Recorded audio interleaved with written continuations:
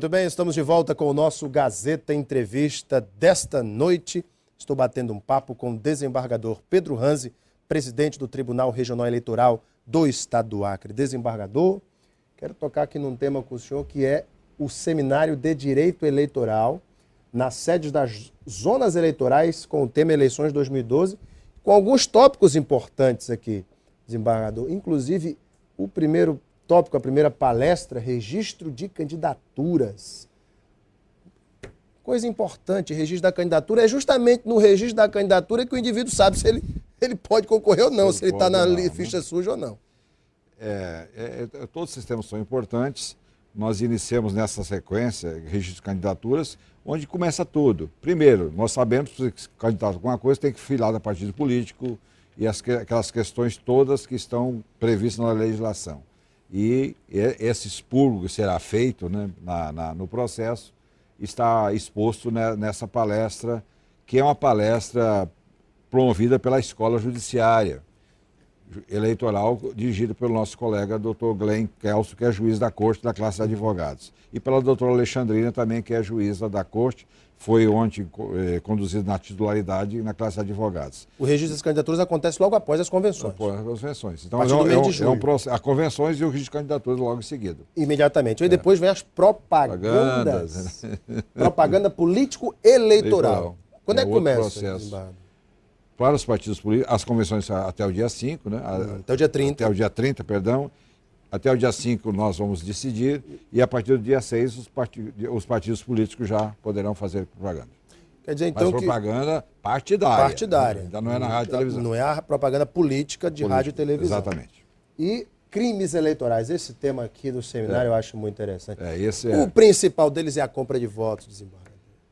O que nós estamos levando a mensagem? Nós fomos a Feijó, Tarauacá, Feijó e Cruzeiro do Sul, fomos a Tarauacá segunda-feira, fomos a Sena Madureira ontem, iremos a Chapuri amanhã e Brasileia. Nós estamos levando às zonas eleitorais essa mensagem da escola, o que nós queremos.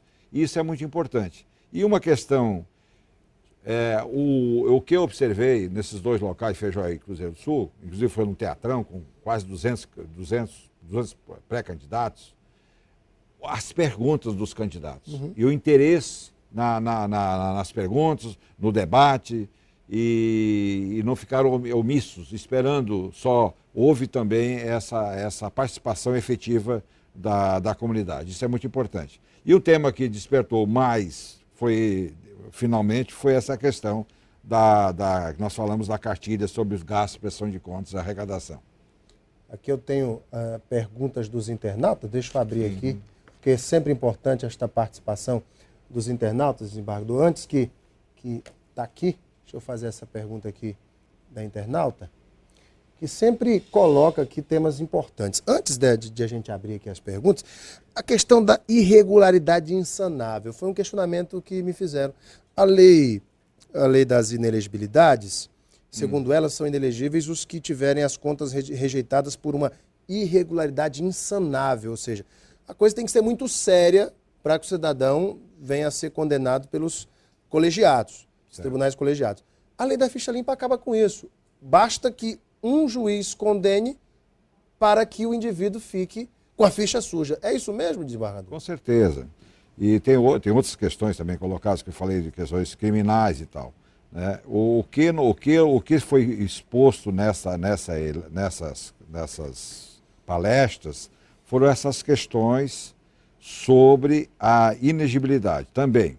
O que leva o pré-candidato a não conseguir o resultado da sua pretensão a se lançar para o partido político, a política, porque ele não preenche aquelas condições sine qua non para o processo. Nesse sentido, então, que nós debatemos nesses encontros.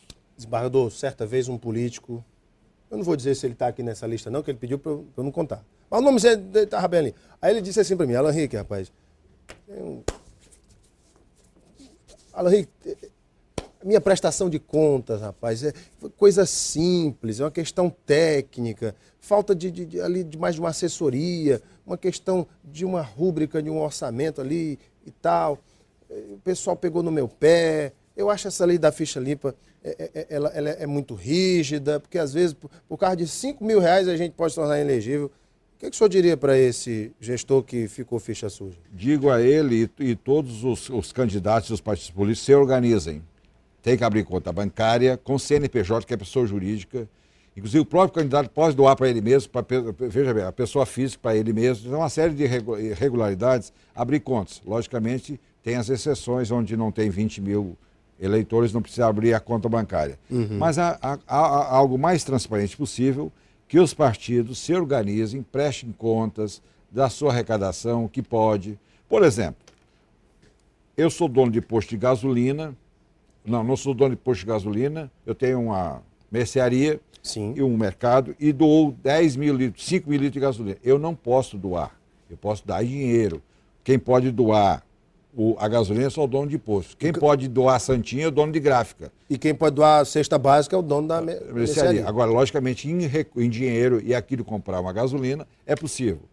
Ou o partido político pode distribuir gasolina para todos os candidatos e que eles recebem na cota e tal. Então, existe uma série de regras que essa cartilha bem explica e que isso leva a uma orientação aos partidos e aos candidatos.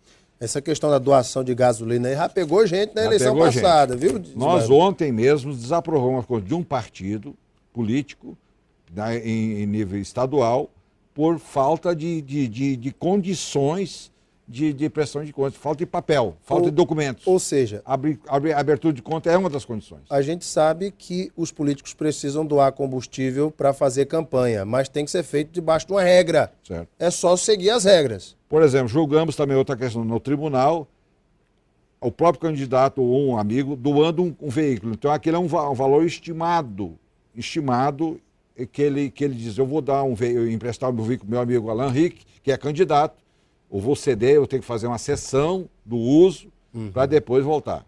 Né? Então, aquela vai ser estimada, uma doação estimada, você dá o recibo, dá a entrada, dá a saída, essas coisas tudo. Então, são regrinhas pequenas que pode, por questões pequenas, inviabilizar uma candidatura bem-sucedida. Desembargador, fala-se muito que os julgamentos hoje no Brasil têm caráter, principalmente julgamentos de políticos, têm um caráter civil, criminal, mas o caráter político. O que o senhor pensa do julgamento do mensalão? Terá caráter meramente técnico ou o que vai definir é o julgamento político? Eu penso e entendo, e o juiz ele aplica a lei. Eu estava dizendo lá, só voltando a Cruzeiro do Sul, a lei que serve para o candidato ser candidato também serve, a mesma lei serve para nós aplicarmos a norma. Nós estamos no mesmo jogo, na mesma panela. Se nós estamos de lado de cá, eles estão de lado de lá, a mesma lei. Então os ministros e nós julgamos dentro da lei, dentro da norma. Ele não pode fugir da norma. Ele vai aplicar a norma. Se está prescrito, se está no precluso, não sei. Isso o juiz vai julgar dentro da lei. E eu penso que não há um julgamento político. Apesar do Supremo ter essas decisões até políticas, mas eu tenho certeza que será uma decisão técnica, dentro da norma constitucional e das normas legais.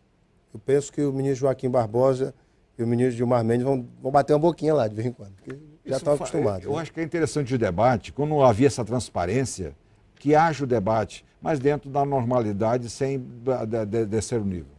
Gente, conversei aqui com o desembargador Pedro Ranzi, presidente do Tribunal Regional Eleitoral do Acre. Tem só uma última pergunta aqui, desembargador, que é da internauta aqui, a Lívia Gomes. Ela diz assim, desembargador, quando é que vai haver concurso para o TRE? O ano que vem. Ano que vem? Já nós teremos concurso em breve, temos o orçamento já discutido em Brasília. Tem uma notícia boa, posso dar? Mas é claro. Dia 5 de julho, temos a presença confirmada da ministra Carmen Lúcia em Rio Branco. Vem a visita institucional ao nosso estado e ao TRE e nós queremos confirmar. E nós teremos o concurso sim, estamos em fase de abertura. Ministra Carmen Lúcia, sempre bem-vinda ao Acre, já é a terceira ou quarta vez que ela vem aqui. Desembargador, obrigado pela sua vinda. Prazer imenso ter o senhor aqui. Para vocês de casa que nos acompanharam, muito obrigado pela sua audiência e carinho. Um beijo imenso a todos, fiquem com Deus no coração e até amanhã.